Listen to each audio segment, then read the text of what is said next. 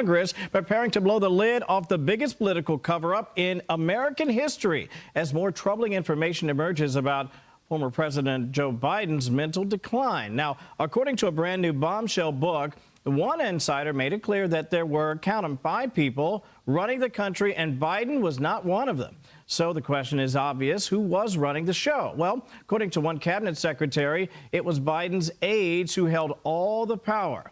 Now that book's co-author is actually calling out the undemocratic Biden White House. These aides were not even Senate-confirmed aides. These are White House aides. These were unelected people. And one of the things that really, I think, comes out in our reporting here is that if you believe, and I think a lot of these people do sincerely believe, that Donald Trump was and is an existential threat to democracy, you can rationalize anything, including sometimes doing undemocratic things, which I think is what this person is talking about. Heard a lot of that in my conversations with Lindy Lee. Meantime, Congress is also investigating that cover-up. The Senate, in fact, wants to talk with 28 top-level Biden officials, while the House is said to be looking into unauthorized use of the auto pen by Joe Biden. When you sign a document that has legal implications, it has to be signed personally. It can't be signed by an auto pen. So I think that if we can understand more about the auto pen and whether or not Joe Biden authorized it, I think this could lead to a lot of those executive orders being... Well, you know damn well any of those executive orders was actually signed by Joe Biden. Joe Biden and the electric pen or whatever they're talking about. It's very unfortunate that this stuff right here gets people grumbling and rumbling, but it just looks like the Republicans right now are having a little bit of an issue with getting some things done on their side in a united front.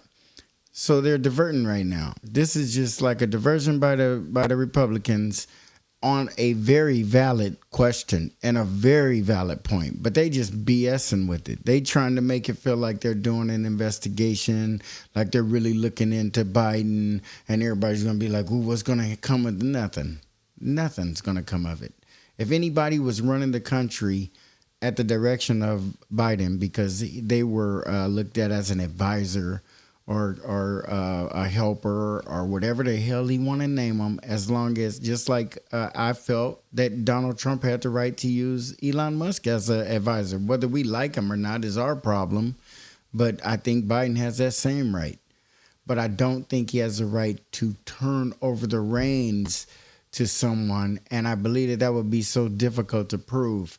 I mean, if somebody says, what about, well, that person did advise me to do that, and I agreed, and I did it. I mean, that's too hard to catch. But it seems like the Republicans are kind of starting to fray just a little bit. I don't know if Donald Trump is going to be capable of getting them back in line or back in the same boat together, because it's getting down to some very stark differences in what Republicans supposedly stand for and what Donald Trump is trying to do and where he's trying to take the country. I don't think a lot of them feel comfortable. They feel more comfortable with Democratic policies and the folks that they've been, hitting the tennis ball back and forth with all these decades. This is a whole new look, and he's on their side, and they're a little uncomfortable with it. So what do you think the Democrats feel like? I mean, they're saying things that would get a person killed. They're saying things that would make you think, if you thought that he was an existential threat to democracy, Trump, then yeah, and you found out that Biden was disqualified, you wouldn't tell nobody. You feel you were being a patriot and holding the country together by lying to the country like it was your patriotic duty, because that's how people think when they want democracy and the Constitution and the courts and the laws to favor them at all times. That's how you think, that's how you speak, and that's how you act. And that's what the problem with the Democratic Party is right now, is that the Democratic supporters are big boys and girls. And the best thing you could have done early as possible, and not 3 or 4 months before the election date, and putting Kamala Harris in an impossible situation, unfortunately for her. Probably would have been impossible either way, but had they done it properly, had they allowed at least delegates to vote, but if not, at least the people. Having the delegates vote would have not been acceptable either. However, it would have been better than what they did do. And for Kamala to go and lose is very unfortunate. It's very unfortunate that Joe Biden's mental state wasn't taken more seriously, and the proper course could have been taken, and we could have had a stronger candidate run and maybe still lose. But accept and understand that probably the Democratic Party would have gotten behind a person that would have pulled us in another direction with another mission, and recognizing more people underneath that umbrella appropriately. Because right now, the way the Democratic Party is running, I feel that some of its most staunch supporters are being left behind. Kicked out in court. James Comer speaking there with Jesse Waters. Meantime, House Republicans are also demanding to hear from Biden's doctor and 4 other White House officials in an effort to uncover the truth. And I would think that Biden's doctor and anything that he has in his notes could be subpoenaed and brought to that hearing. And if there are some things that question Biden's ability to be president of the United States, then that doctor or whoever authorized him to suppress that information should be held accountable. This is a country we're running here, and that is the chief, the man. And we can't play games with whether he's mentally, cognitively functional or not. We can't play games if he's got life-threatening diseases or impairments that we should know about as the American people. There are just some things you just have to break. You just have to say it. What can you do? You can just lie to everyone, and then as soon as the election's over and Trump is pissing off the other half of the country, then everybody wants to start saying things like, well, Biden, he was kind of losing it toward the end. The same people who were defending him are now writing books, and it's terrible. And that's what is the most obvious thing that everyone sees. Everyone sees it. But the thing that's troubling me now is that I see the Republicans starting to fray a little bit. And Trump is taking them on a ride. This ain't no ride like they've been on before. They're like, oh, Lord. The way Biden is thinking and what we've been doing is so familiar to us all. We're used to going into our communities and seeing people from other countries unlocking their businesses and opening up their stores. We're used to seeing people come from other countries and make more in our community than any of us make. We're used to it. So when that is being threatened, or that could change because now we have a president in there who doesn't feel that way, then all of a sudden it's like some of us believe that he's making the wrong calls and the wrong decisions. And some of the calls and decisions that he makes are harsh. But it's some things we can benefit from. Some things, if we put our head down and get to work, it might be a door cracked open that we might be able to get through that we couldn't get through before because the competition may have been too thick, or maybe the opportunity didn't exist at all. And they only do things in broad groups in the United States. So we got to basically get in where we fit in. They are not going to make a special lane for us. That ain't happening. And Biden and Trump, regardless of who's in office or how brain faded they become or mentally or physically impaired, they are going to line up when it comes to us. One chooses sugar and the other one chooses shit. But either way, they both have a method of keeping us at a place where they feel comfortable. And that's a fact. And some people don't want to accept the fact that Joe Biden would be racist. They're like, what, Joe? No, he's a Democrat. Democrats love us. The Republicans didn't do all the damage to post Martin Luther King civil rights era to us that they're being attributed. And neither did the Democrats. But collectively, together, they've done a number on us. And no matter how mentally declined a man is, when they feel so strongly that they must stay in power, that they have to cheat, and we feel based on their storyline that Trump is an existential threat to the democracy. He's going to change the way we live and what we know of the United States. So we get scared and we run to them to protect us, even if they cheat, just as long as they win. That's all that matters. Well, then what have we become? We're willing to cheat to keep a group in power who hasn't helped us and who ain't willing to help us. And the help that we get from them is basically handouts. Like right before you go homeless, that's where you have to go and get the kind of help they got for us. They don't have a whole lot of help when it comes to getting businesses started and building and buying homes and property and land. They have all the stuff that's when they call safety net programs. Way at the right for your head hits the cement. And we can do better. No matter what mental state Joe Biden's in, anybody who helped hide that should be ashamed of themselves and should be prosecuted.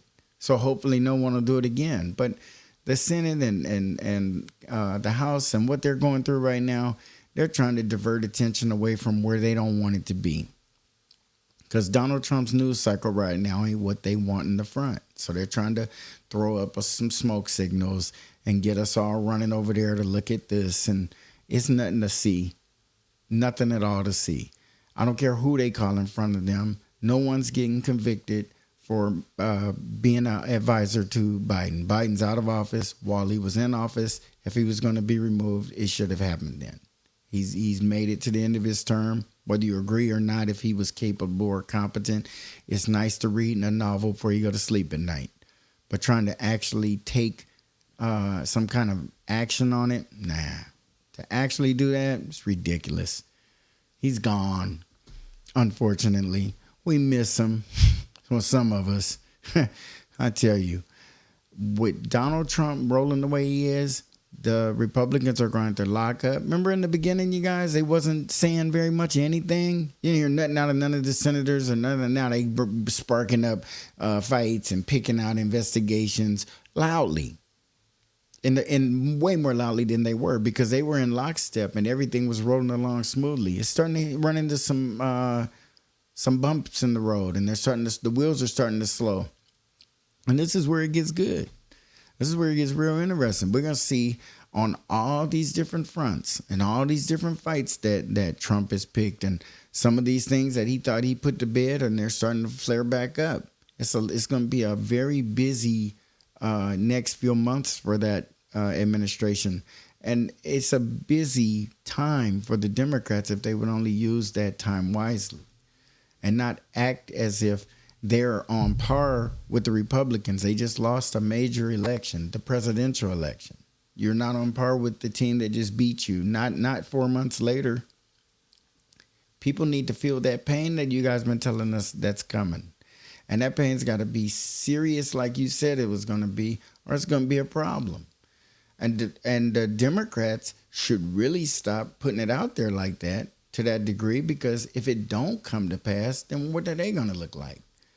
I mean, they do this all the time, and we don't learn from it. They just scream. And yeah, remember when Obama was saying, oh, he's the worst ever. He's the Antichrist.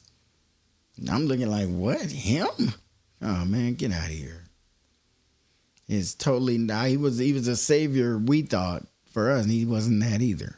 So they have their own way of thinking, and it's a collective group behind any president. No president is brave enough to make some of those calls. Once it's been debated and thoroughly explained to him, and he feels he's in a position to make that call, that tie-breaking vote, he can do that kind of stuff then.